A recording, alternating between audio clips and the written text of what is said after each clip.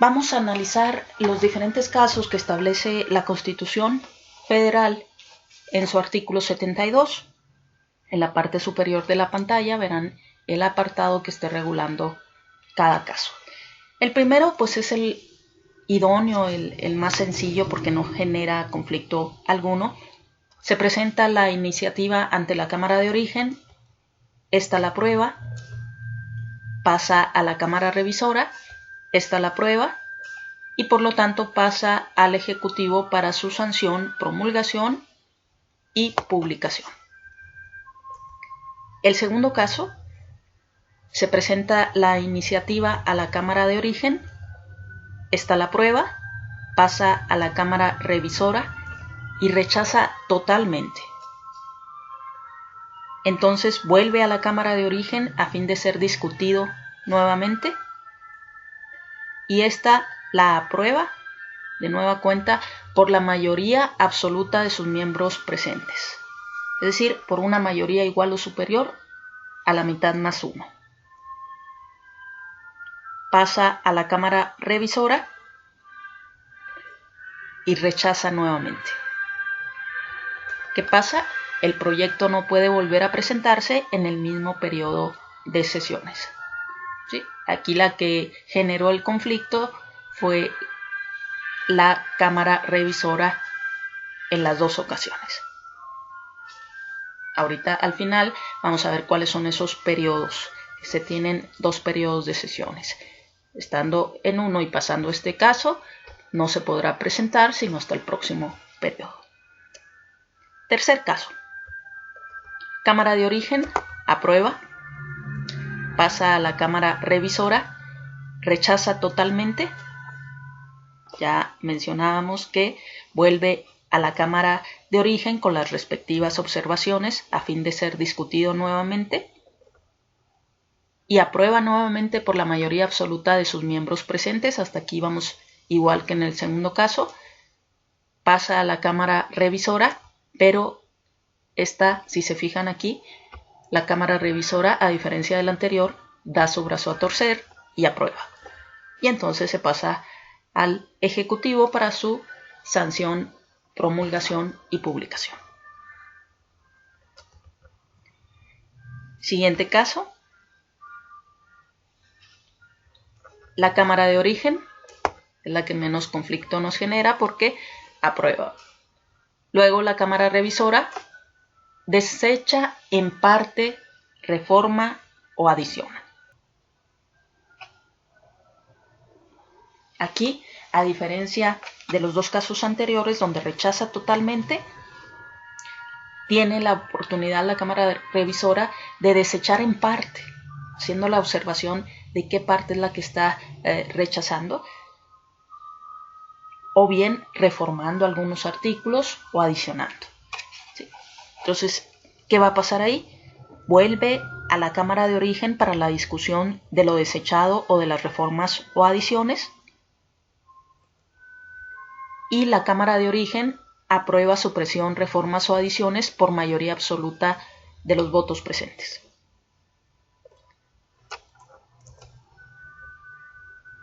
Entonces va a pasar al Ejecutivo y este va a publicar.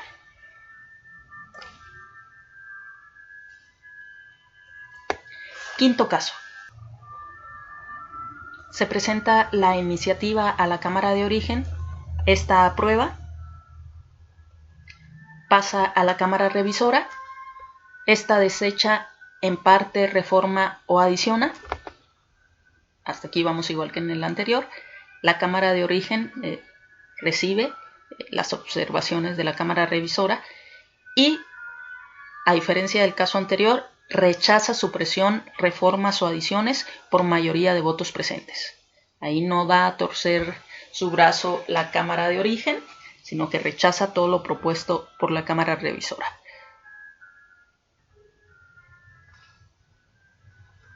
Pasa de nuevo a la Cámara Revisora y esta insiste por la mayoría absoluta de votos presentes en supresión, reformas o adiciones.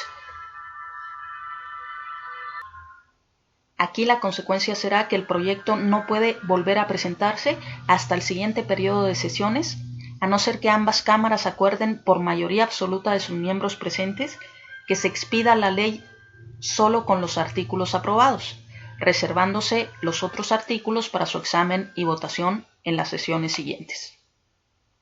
Y si es así, entonces pasa al Ejecutivo, quien publicará solo los artículos aprobados.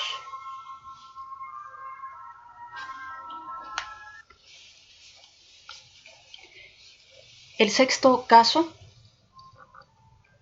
se presenta la iniciativa a la Cámara de Origen, esta aprueba, pasa a la Cámara Revisora, desecha en parte, reforma o adiciona, vuelve a la Cámara de Origen para la discusión de lo desechado o de las reformas o adiciones, y esta rechaza supresión, reformas o adiciones por mayoría de votos.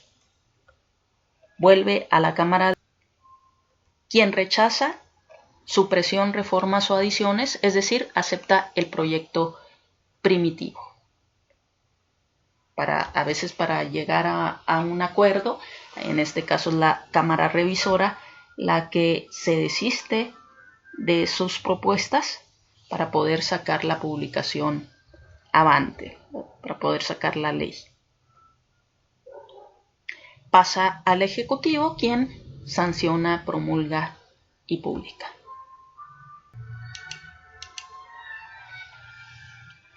Por su parte, los proyectos vetados por el Poder Ejecutivo, se puede dar el caso siguiente. Se presenta la iniciativa de ley ante la Cámara de Origen, esta aprueba, Cámara Revisora aprueba, pero cuando llega al Ejecutivo, recordemos para su sanción, promulgación y publicación, puede ser que en lugar de esto el presidente decida hacer uso del derecho del veto, con el cual estaría desechando en todo o en parte el proyecto aprobado por ambas cámaras. Y entonces lo que va a pasar es que vuelve a la Cámara de Origen con las observaciones que le haga el Ejecutivo. Pero hay que recordar algo muy importante, que estamos hablando de la función legislativa y que si bien se le da intervención al Ejecutivo, es al Poder Legislativo al que le corresponde esta función y por lo tanto la Constitución limita el derecho del veto a una sola vez respecto del mismo proyecto de ley. Y además se puede dar esta situación si la Cámara de Origen insiste en su proyecto por la mayoría de las 2/3 partes del número total de votos, pasa a la Cámara Revisora e insiste por la misma mayoría antes mencionada, entonces pasa al Ejecutivo, pero ya nada más para que ordene la publicación. Ahí ya no se requiere su visto bueno, su sanción, ya no puede hacer uso del derecho del veto porque les acabo de mencionar que solamente se puede ejercer una sola vez respecto del mismo proyecto de ley. Entonces ahí se le está dando la preeminencia al Poder Legislativo, recordando que es precisamente la función legislativa. También el mismo artículo que estamos estudiando nos señala que se reputará aprobado por el Ejecutivo todo proyecto no devuelto con observaciones a la Cámara de su origen dentro de los 30 días naturales siguientes a su recepción. Acuérdense que cuando se habla de días naturales es de lunes a domingo, ¿sí? A diferencia de los días hábiles. Vencido este plazo, el Ejecutivo dispondrá de 10 días naturales para promulgar y publicar la ley o decreto.